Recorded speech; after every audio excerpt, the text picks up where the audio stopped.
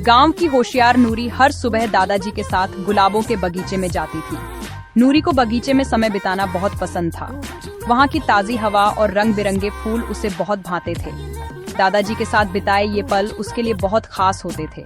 रंग बिरंगे फूलों के बीच दादाजी उसे पौधों की देखभाल और जिम्मेदारी का महत्व सिखाते। दादाजी ने उसे बताया कि पौधों को भी हमारी तरह प्यार और देखभाल की जरूरत होती है। अगर हम पौधों का ध्यान रखेंगे तो वे भी हमें सुंदर फूलों से नवाजेंगे। बेटा, जैसे पौधों को प्यार और समय चाहिए, वैसे ही हर काम को मन लगाकर करना चाहिए। अगर हम अपने काम को पूरी मेहनत और ईमानदारी से करेंगे तो हमें सफलता जरूर मिलेगी। मेहनत का फल हमेशा मीठा होता है, ये बात याद रखना नूरी। जीवन में कोई भी काम छोटा या बड़ा नहीं होता, हर काम की अपनी अहमियत होती है। नूरी ने दादाजी की बातों को ध्यान से सुना और समझा। उसे एहसास हुआ कि मेहनत और समर्पण से ही जीवन में सफलता मिलती है। वह दादाजी के साथ बगीचे में काम करते हुए बहुत खुश थी।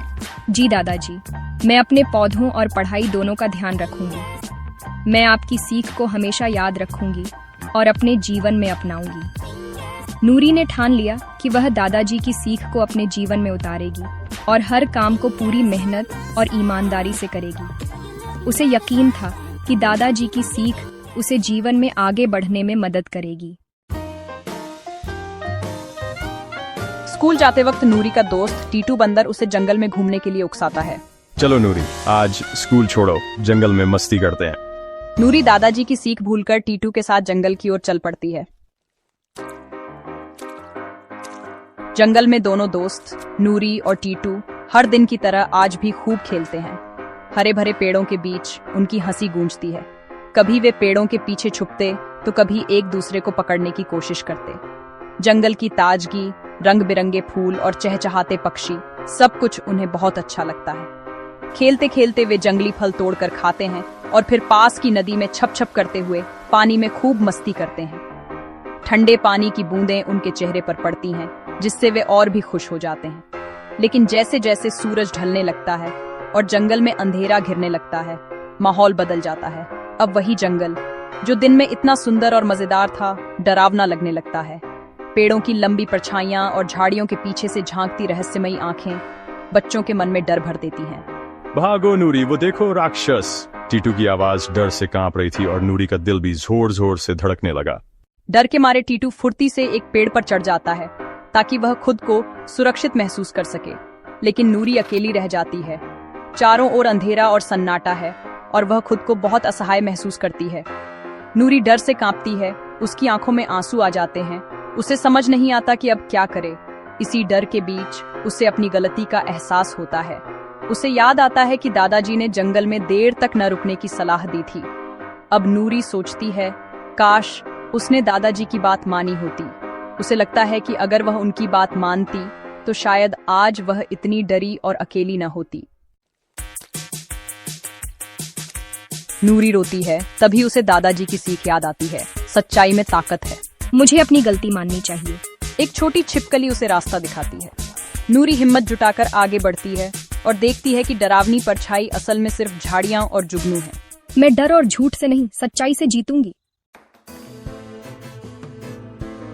अगली सुबह जब सूरज की पहली किरणें बगीचे में उतरती हैं, नूरी, उसके दादाजी और उसका प्यारा बंदर दोस्त मिलकर आम का पौधा लगाने के लिए तैयार होते हैं। तीनों के चेहरे पर उम्मीद और उत्साह की झलक है। नूरी के हाथों में नन्हा सा पौधा है जिसे वह बड़े प्यार से मिट्टी में लगाती है। दादाजी उसके पास बैठकर उसे बताते हैं कि हर पौधा, हर बीज एक नई शुरुआत का प्रतीक होता है। जैसे सच्चाई और मेहनत से जीवन में नई खुशियां आती हैं। पौधा लगाते समय नूरी महसूस करती है कि यह सिर्फ एक पेड़ नहीं, बल्कि उसकी मेहनत, ईमानदारी और सच्चाई की जीत का प्रतीक है। मिट्टी में पौधा लगाते हुए उसे याद आता है कि सच्चाई के रास्ते पर चलना हमेशा आसान नहीं होता, लेकिन अंत में वही सबसे मजबूत और सुंदर फल देता है। नूरी अब समझ गई थी, असली खुशी जिम्मेदारी निभाने और सच्चाई के रास्ते पर चलने में है। वह सोचती है कि अगर हर कोई अपने हिस्से की जिम्मेदारी निभाए तो दुनिया कितनी सुंदर बन सकती है। पौधे के पास बैठकर वह अपने दिल में एक वादा करती है कि वह हमेशा सच बोलेगी और अपने दोस्तों का साथ देगी। दोस्ती का मतलब है साथ देना और जिम्मेदारी निभाना। नूरी को अब एहसास होता है कि सच्चे दोस्त वही होते हैं जो मुश्किल वक्त में भी एक दूसरे का साथ न छोड़ें। वह अपने दोस्तों की तरफ देखती है और मुस्कुरा देती है, क्योंकि अब वह जानती है कि दोस्ती और सच्चाई का रिश्ता सबसे मजबूत होता है। तभी उसका बंदर दोस्त धीरे धीरे उसके पास आता है। उसकी आंखों में माफी की झलक है। वह कहता है, माफ कर दो नूरी, मुझे भी डर लग गया था। नूरी उसे गले लगा लेती है और कहती है, गलती सबसे होती है, लेकिन उसे मानना और सुधारना ही सबसे बड़ी बात है। दादाजी नूरी की तरफ गर्व से देखते हैं और मुस्कुराते हुए कहते हैं, मुझे तुम पर गर्व है नूरी, गलती मानना ही सच्ची बहादुरी है। नूरी के चेहरे पर संतोष और आत्मविश्वास की चमक आ जाती है।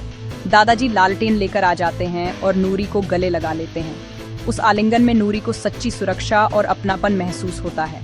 पौधे के पास खड़े होकर तीनों एक नई शुरुआत का जश्न मनाते हैं और नूरी के मन में यह विश्वास गहराता है कि सच्चाई, मेहनत और दोस्ती से ही जीवन में असली जीत मिलती है।